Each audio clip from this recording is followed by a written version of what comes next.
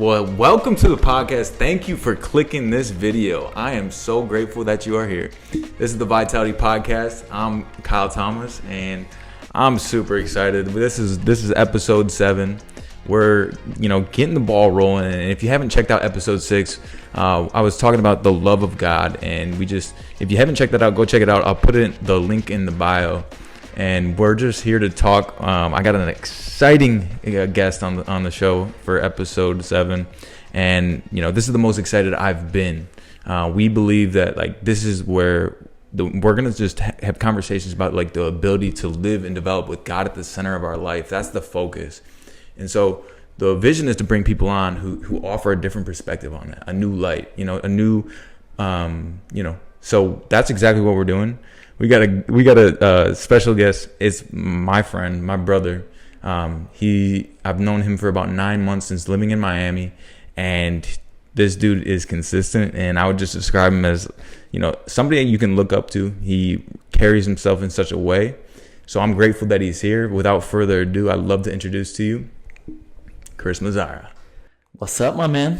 Thank you for having me on, brother. Yes, sir. Truly appreciate this. I'm looking forward to the Vitality Podcast. Yes, sir, bro.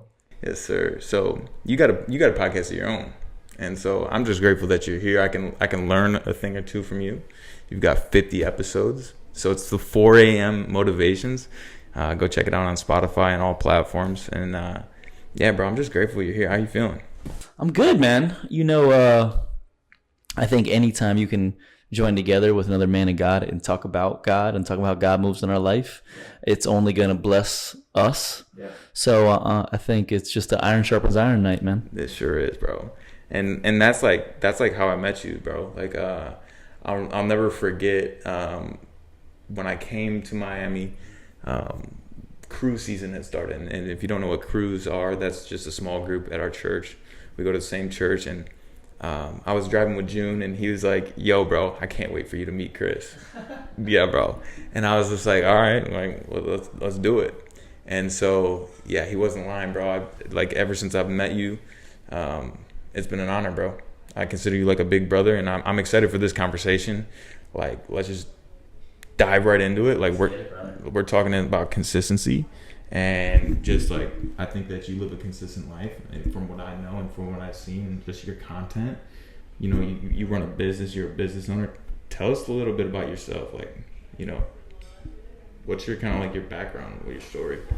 So my background, first of all, I'm 32 now, and I am born and raised in South Florida. So I enjoyed a lot of my younger years here. I lived in Broward. And I still live in Broward, still enjoy my city. And it started off, man, graduating college, became a high school teacher, became very connected to the youth, felt like I learned how to speak and keep people's attention spans, or keep people's attention during that. I feel like if you can keep a teenager's attention, you can keep anybody's attention. So I think that kind of helped me understand how to speak more. And then from there, during that time while being a teacher, I was pursuing my spoken word poetry career. Bro. Yes, bro, I was a spoken word poet, and it was going really well for me. Yo.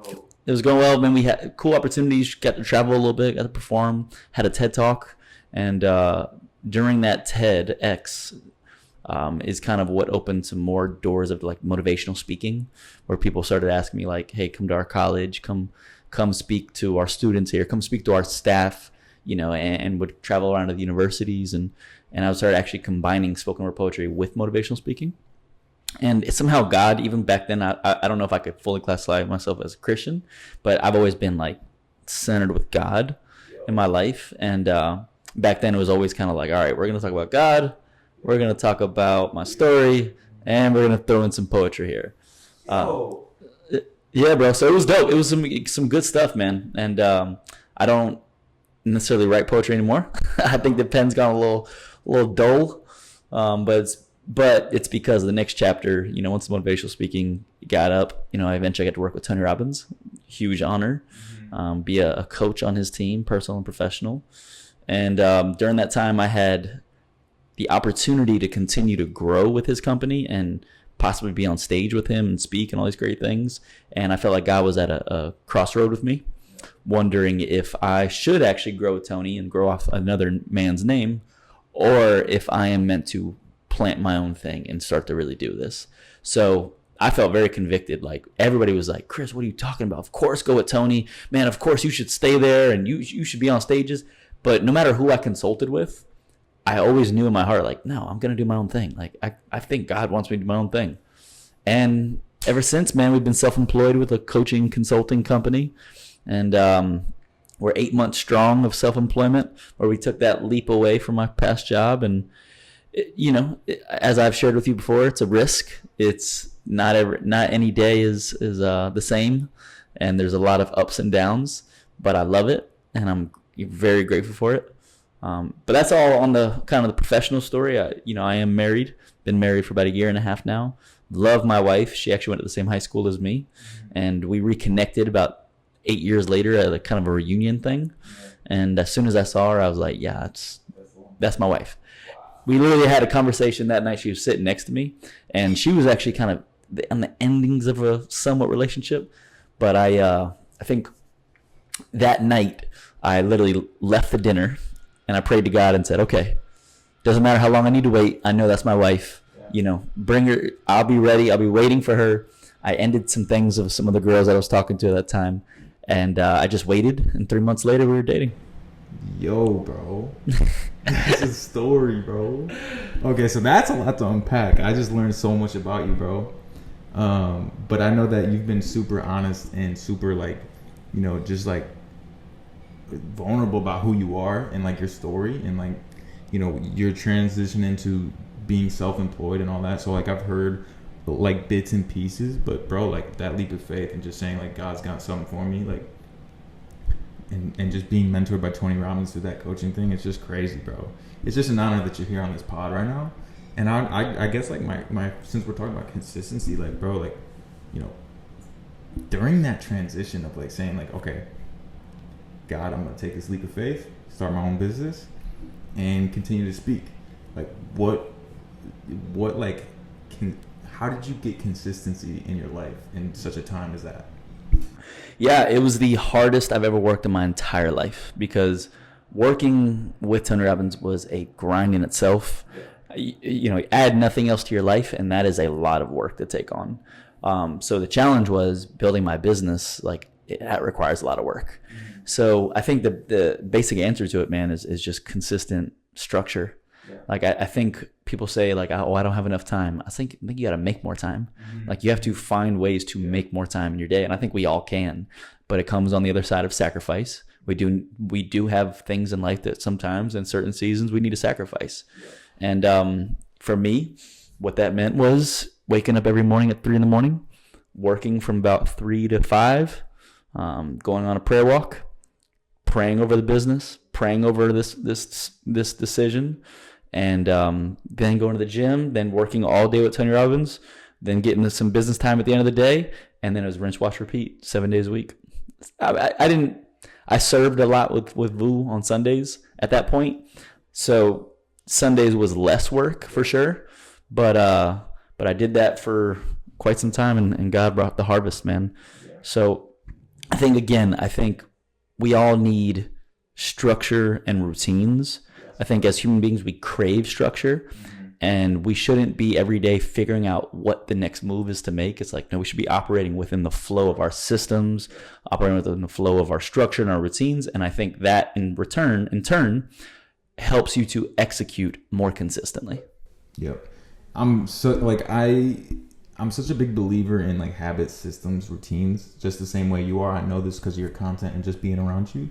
It's bro, the systems that you set up in place and the habits that you form, it literally turns you into who you are. And the consistency of it is I just think I'm a big definitions guy. Consistency, consist. That's all the things done over and over again to make up what it is. What do you consist of? What are you consistently doing? And it's just being aware of your habits and your things. So I'm in this leadership program, and I just think that I'm learning a lot about structure to where it's okay, when I'm out of this program, I have habits now from being in a culture like Vu. And so I feel it's similar thing with maybe Tony Robbins or something, but just habits, systems, and routines. So, I guess like, what's kind of like your perspective on consistency now? I think right now for me, it's showing up no matter how you feel, right? I think this has been probably the hardest 5.5 months of my life. My sleep has been so off, and every day I'm just so tired, and I'm not used to feeling like this. So it's been a challenge for me, but I think the big thing is like the show must go on. I think consistency is, are you willing to do what you need to do when you don't feel like doing it? And for one, I saw myself, I think I appreciate how you speak about me, because I don't know if I felt like that about myself in a while. And I saw, as my sleep went away, I saw my morning routine start to fade. I saw my scripture reading every morning start to fade. And then next thing you know, it's like you arrive 2 months later at a life where you're like, what is going on? Yeah. So I would say just alone, honestly, in the past couple of weeks, I've started to make a decision of like, all right, I don't know when this sleep thing is going to be cured, but I need to start making a choice that like I'm going to push through, and I'm not going to not handle the things I need to do. So I think I'll be a whole lot better when I got some sleep. Yeah. But the big thing right now is just doing the things you need to do when you don't feel like doing it, because you know they need to be done. Yes. And I think that is, in essence, the difference between the successful human being versus the one that has regrets. Yes. One that kept waiting to feel good enough to work and do what they said they needed to do, while the other said, I start, I do, and then I feel better. Yeah, bro. And because that's the thing too, is like, okay, there's going to be days when you do not feel like doing something. Right. And one time I read in this book, I think it's Atomic Habits, it's like there's gravity to a habit. Like, to get it off the ground, like it takes energy and effort to get that thing off the ground. But I mean, I think you and I both have developed habits where it's like, it was hard at first, but now that it's in the air, right, it kind of just soars. Yeah, it just happens. It's like the gym, right? Like the gym it gets to that point where gym's just part of your life. Like, yes, it doesn't matter if you're not feeling good. It doesn't matter if you're sore. You're like, I'm just gonna show up and do it, and I'll be fine after. It's funny how it's like almost if you don't go, now you start to feel bad. Exactly. That's when you know it's physiologically a part of you. It's your identity. Yeah, exactly. It's like, that is just who I am. And that's what I try and tell people and help people out the most, is like how you talk about yourself when you're building habits is so important. Because it's like, no, I am healthy. I do work hard. Yeah. I do go to the gym. Like, when you say that, like, even if you don't believe it, it's doing something in your physiology. Yeah. And then every time you show up and you say that thing when you don't believe it, you're literally casting a vote to say like, no, that is me. That is my identity. You're just changing how you're rewiring your brain, your neural pathways to say like, this is me. This is who I am.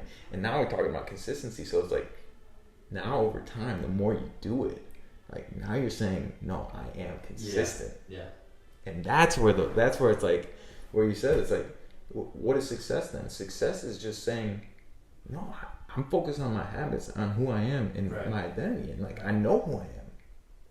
And it's like, because I think I want to just go back to one thing. My question for you when you were speaking, bro, is just, you're like, I'm grateful that, or you said, I thank you for the way that you're talking about me. Bro, when you're consistent, people just get used to how you show up. Right. So they don't really, it's like, that's just Chris. They see it as your identity too. So I'm just, from a little brother's perspective, I say like, no, bro, like you're doing a great job. You're inspiring like many people. You're impacting a lot of people. You've impacted me. And so, yeah, bro, like what is one of the biggest challenges for you with like being consistent? Yeah, I think it really has to do with the way we feel every day. I think that's part of it. I think there's also addictions to comfort zones, right? I think we're always faced with, all right, I got to handle this thing. I got to handle my public speak. I got to handle my business proposal, but it's really uncomfortable. It takes a lot of work. It's frustrating. Or I could just go ahead and go to the gym or, go hang out at the podcast. Like, not that those things aren't important, but it's like we can effectively procrastinate, right? We can do something that's still productive, but really we're just procrastinating and avoiding the very things we need to do. I am susceptible to those same exact behaviors, right? Like, okay, I got to work on this, but I got to go check the emails, got to look at the emails. And if you're not careful, those things will keep you running in place for a long time, and you're thinking you're moving forward, but really, I think, what do they say? Movement without intention is pointless, something like that. And sometimes we just get caught up moving, right? But when we're intentional about what we're doing, that's where the results are. Yeah, bro. And I think even Vu has it on their wall. It says busy isn't working. Right. And it's like what is urgent and important? Very good. I mean, it's like, we're talking about consistency. Like, for the people watching this, like, what would be one thing you would recommend just to say, like, hey, if they're saying, like, on the end, like, I want to be more consistent in my life, what would you recommend for them? Very good question.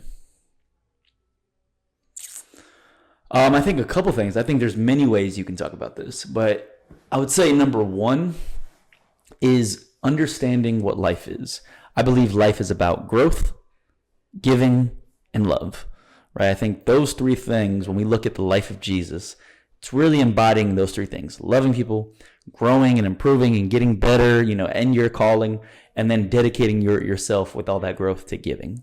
So I think it's identifying the whole purpose of life, and then realizing, like, all right, we have a God calling over our life. God has some type of vision, some type of purpose that you're supposed to be executing on.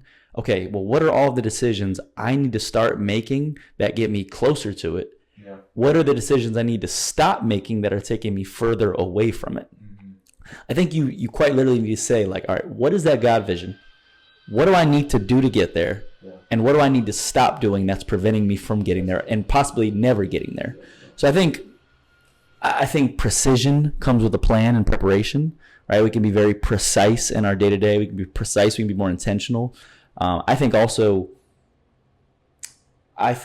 passion is a very real part of this. And if you're connected to that vision of your life, that God calling of your life, and you're passionate about it, we're not having a conversation about consistency, because passion is the greatest fuel you can have. Like, when you're being driven by passion, that's a combination of enthusiasm, commitment, genuine excitement. Like, all those things together create, a desire to do the work. So I think it's becoming, taking yourself to that process and getting very connected to, like, what is God's calling for my life? And then sprint. Yes, because, like, it's fire, because passion is like saying, I have a yes that is greater than all the feelings that are going against my yes. Very good. Everything that is saying, like, when you're passionate about something, you're saying, okay, this is not fun. I don't want to edit this video. I don't want to answer these emails. But I know what I already said yes to. Right. I committed to it. Now, the consistency is I'm going to do it anyway. Right. So, yeah, I think we say yes to things that have a no attached to things. Yeah. We have a no, and we say no to things, and it has a yes attached to things. So, like, we're saying yes and no to things over and over and over. Like, you said yes to this podcast. You're saying no to other things. Like, how do you balance that over, like, because, like, I think consistency, it's not, like, so fabricated and, like, so robotic. Mm-hmm. Like, how do you balance the fluidity and the structure of consistency? Yeah, like, so I think that is a constant and daily battle, right? I think to give a perfect answer will not work, because what is going to work today may not necessarily work tomorrow. I think honestly there is no answer to that. I think the answer is every single night reflecting upon your day and saying, what could I have done better so I can do better tomorrow? Because I think, like, this weekend I'm going to go up and visit my grandfather. That is going to remove some things that I need to be consistent with. However, I'm going to go visit my grandfather. Like, there's the fluidity right there. There's the grace that comes naturally. Like, yeah, absolutely. I'm doing the right thing. So, I think it's subjective. I think it's subject to the situation. I think the word is situational. I think it is very situational. However, probably something I think would benefit and bless people is the difference between providing yourself grace and really providing yourself excuses. So a lot of times we're going to be faced in life with opportunities to go do things, go out, go with friends, or take the easier path, whatever. But are you really attached to, oh, okay, well, I'm going to give myself grace and go do this, or I'm going to give myself grace and sleep in a little bit? Or are you just using the excuses that you believe grace is giving you access to? So I think there's a big difference between grace and like laziness. So yeah, and calling yourself out on things. Like I had to really it's why I had to take your compliment almost like it hurt me a little bit to take it, because I'm also, some would say harsh, but I'm very real with myself. Yeah. And to me, I have been underperforming as the man that I know I am and have the potential to be. And when I don't see my scripture reading, I don't see the consistency that I hold dear, I no longer see myself as that person.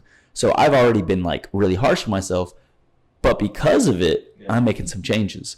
So I think you gotta be real with yourself, and you gotta call yourself out on that. What is actually me giving grace? Yeah, I'm going to see Grandpa on a Saturday, get him to do it, but I think I'm doing the right thing. Versus, oh, I had a couple too many drinks last night, I think I deserve a chill day. Like, it's stupid. Yo, bro, that's good stuff. I think that it's all just been a testament of our time together. I've seen you be consistent, and like, I'm hard on myself as well, bro. Like, I think that I've been an overthinker. I've been, and it's almost like when I started walking with Jesus, like he showed me like perfectionism is not what I called you to. Beautiful. It's like you can excel, you can be excellent. Like we have a spirit of excellence, but like that fine line between perfectionism, like that mindset of being too hard on ourselves, and just showing up every time trying to be excellent. Like how do you go about that? What's like your strategy with, not beating yourself up, but keeping that like I'm going forward, taking ground? I think we should only do things that are useful. I think we should give ourselves a couple of jabs to the stomach when we need it. Stomping on ourselves and not letting something go, I think, is very different, right? And allowing that to anchor you. I've got a client right now where he's so ashamed of the mistakes that he's made, which were in the last couple months, he's made some mistakes and he underperformed. But he's so ashamed because of that he's not handling what he needs to do now. Yeah. That is not useful. Yeah. That is the opposite of useful. You're now operating even worse. You're self-sabotaging, right? So the idea is he absolutely should have kicked himself in the behind and allowed me to kick himself in the behind and say, wow, I effed up. You know what? What changes can I start making to start moving forward? So, there's one path that says, oh, but this year was hard and I'm not sleeping that well. I can give myself grace for what I did. I think that's the wrong path, right? And I think the path of you holding on to your guilt and your shame and you not allowing yourself to actually grow from it is the wrong path. But be hard on yourself. Take yourself seriously. Take your God calling so seriously. You punch yourself in the gut and say, all right, what changes do I need to start making today? And how do I ensure that it never happens again? Bro, it's the self-awareness to say, I'm not where I want to be. Right. Like, I know that my calling is up here. Right. And it's not to say like, oh, I need to have anxiety about it where I'm not. It's more like I'm going to be consistent and I'm going to not have the fear of failure. I think that's where a lot of people fall, is like they're afraid to fail. Very good. And so I think like one thing that's really helped me in my journey with God and since 2021, I mean, my whole life really is like, I've failed over and over again. I've consistently failed. So what am I going to consistently do to say, okay, I failed, I came up short, but I'm going to be better next time? Very good. I think a quote about The Rock was like, they were saying one thing about him, like, if he fails, he only makes that mistake once. Beautiful. So it's like, how can I operate in a fashion where it's like, sometimes we make mistakes over and over, but like, how can we minimize that margin? Yeah, I think it's focusing on the actual consequences. So I'm a believer in maybe scripture would prove me wrong, but I don't believe every opportunity God sends you, like when they say like, oh, what's for me won't miss me. I don't really fully believe that. Yeah. Right? I believe that God sends us opportunities and we very well can lose that opportunity. 100%. We can lose that opportunity and then And I still think he can form all things for good. He might then craft a new opportunity for you, or he might craft a different door to be like, all right, how do I get you back on track? But I am a firm believer that, like, your opportunities, this God calling, is not this permanent thing. Like, you have God's favor so much on you that you can fall short. Yeah. So I think for one, man, what was the question? No, can I build up this? Yeah. Dude, so it's in Ephesians. It's about, like, everybody's saved by grace through faith, right? So not by good works, so that no one can boast. Thank you, Jesus. Yeah. But then the next few scriptures is like, we're created as his handiwork, and basically, let me paraphrase, he prepared the works for us. Yeah. The work for us. Like, he has our map. And so, for example, let me take you to SCU conference through this program. We went to a conference, a 3-day conference, and bro, like, there was 5 speakers. In between the third and fourth speaker, they were like, on stage, they were like, hey, we're going to have object preaching. And what we're going to do is we're going to select people to come up and preach. And they're like, just DM us on Instagram, SUComp. Boom. I shoot my shot. I was like, all right, I'm going to send it. And it's just like, I don't know if I'm going to get picked. That's not up to me. But the opportunity presented itself. And so I did it, right? I submitted it. We go back because there was an intermission between this speaker and the next.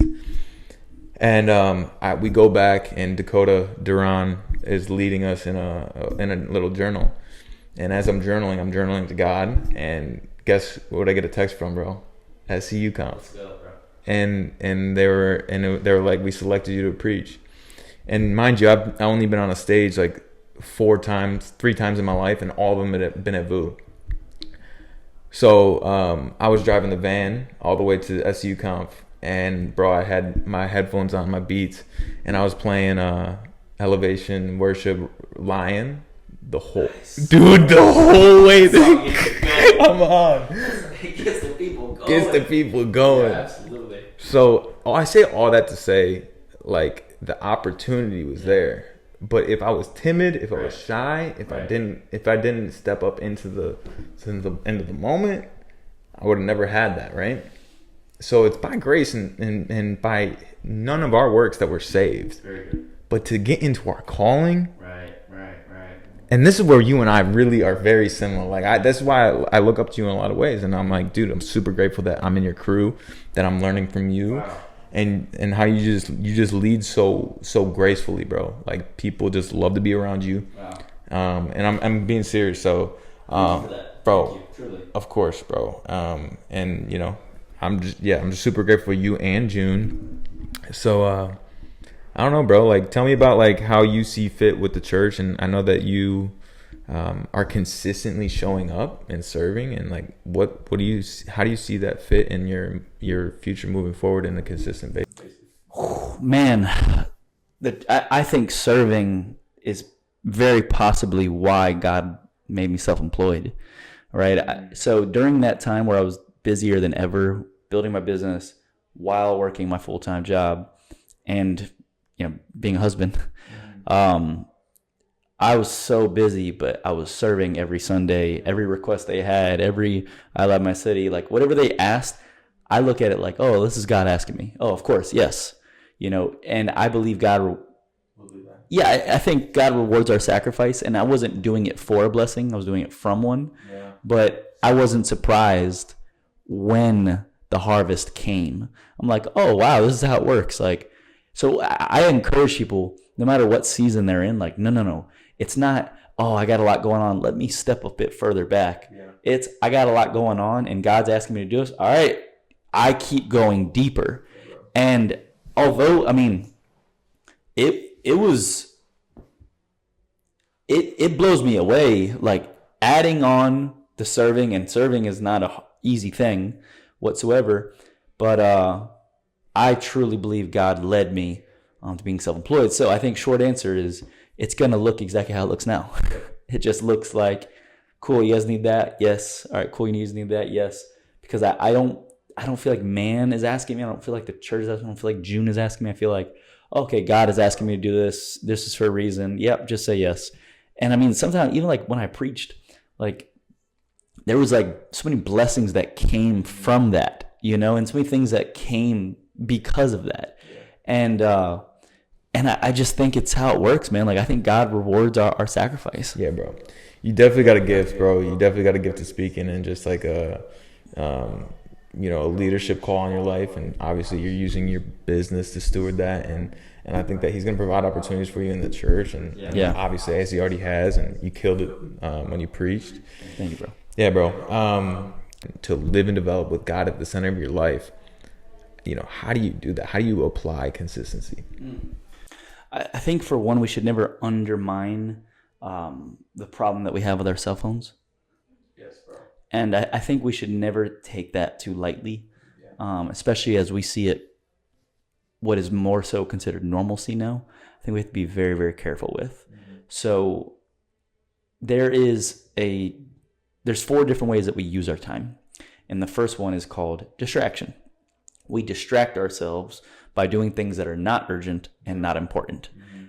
If you're spending all your downtime, if every time you have a free moment, you then pull out your phone and give it to things that are not urgent and not important, you can't expect your life to move forward and grow. I think we have to be very, very careful. Now, some people, they all know their vices. They know, I play a few too many video games.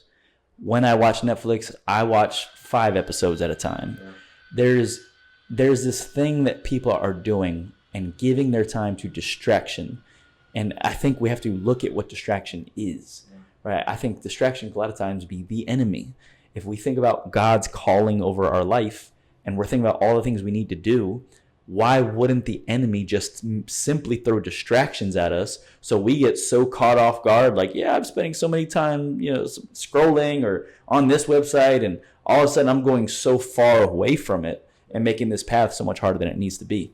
So, I think we need to hold our time as sacred. I think we need to very much, the way we guard our mind, I think we need to guard our time. I think people should understand what they're saying yes to and no to. I think sometimes we do need to be willing to say no to things and protect our time as well.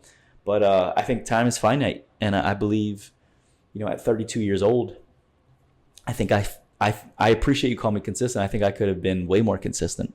And I think I could be much further in my life as well if I would have handled things much more properly. So I think guard your mind, guard your time. Be very weary of the things that you're giving your time to that some people, many people, if not all, would call normal. And I think you have to be abnormal. I think you have to be a little weird in terms of, every time you post on Instagram, then you delete it immediately. And then you download it again the next day. Like, those are abnormal things. So I think we have to be careful about just being a consumer, right? And be more of a creator, more of a producer, more of a pursuer. So, I think guarding your time, treating time as precious. And I would just really, really encourage people to take distraction as such an intentional focus, where their mind is always kind of wondering, well, what is a distraction? What's trying to distract me right now? What could they throw in my path that might throw me off? And I think by always keeping that in mind, you bring a certain intentionality to your life and your day, and a certain presence, a certain poise that I think will bless anybody. I hope people take that and run with it. Come on, man. Yeah, bro. I think it's like the having the conscious awareness to know what your subconscious is being controlled by. So your phone, like, subconsciously, our phones can get a hold of us. I mean, it's addicting. I don't think our brains were meant to have that. So I think being aware of distractions and knowing okay, I can cut that out. It'll free up my mind space, my conscious mind, to focus on things that I can apply to my life and be consistent in. I think just to build off you, it's just take something small. Don't think you have to have it all figured out. There's no rush, especially when God's in control. You're not. All you can do is steward what you have. Take one small thing and add it each year. I want to work on my finances this year. I want to work on being in the gym consistently this year. I want to just build on that. And then it's 10 years later, you've got 10 strong habits that are built on, a foundation. And now you're so I think that bro, like whatever you're telling yourself, maybe you're a little too hard on yourself. I don't know. But like I think you can take a deep breath, because what I see is like you're consistent, you're working, you're pushing, going forward, and it's a journey. It's like we haven't arrived, we never will. So it's like, what one thing could I do just to stay consistent? And bro, like the way you work, it might be rest. I don't know, but I just think that you need to be a little inconsistent. Yo, bro, so. Yeah, dude, I think this blessed me, so I know that it'll speak to somebody. I'm grateful that you came on this podcast, bro. And you know, who knows what this will turn into? Maybe one day we hop back on a pod and see where it goes from there. But well, brother, let me share the compliment back with you, man. I think being genuine and truly wearing your heart on your sleeve is not a gift that everybody has, but I think you so clearly have it.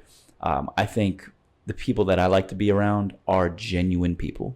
And I think I admire how you carry yourself, how you express yourself, because there's a certain vulnerability that you always carry that I think is just very opening, very welcoming, very disarming for people, because it's you leading by example. So I love when you share, I love when you speak, because there's just a genuineness about you. So, I love it, man. I love you, bro. Thank you, bro. I love you too. I thank you for that. And yeah, bro, I think that's another thing. It's just giving our gifts, man. It's like, developing it and living with God and knowing that all good things come from God. So I received that. Thank you, bro. Man, if you're watching to this point, I thank you for watching. I'm super grateful that Chris came on. This is episode 7 of the Vitality Podcast. If you haven't already, just hit that subscribe button, like, and share it with a friend. Share it with somebody who needs to hear just about consistency and his perspective on it. He enlightened me. So hopefully it blessed you. God bless you, and have a great week. Peace. Thank you for watching this video. If you enjoyed it, be sure to hit that like button, subscribe for more future content, and share it with a friend.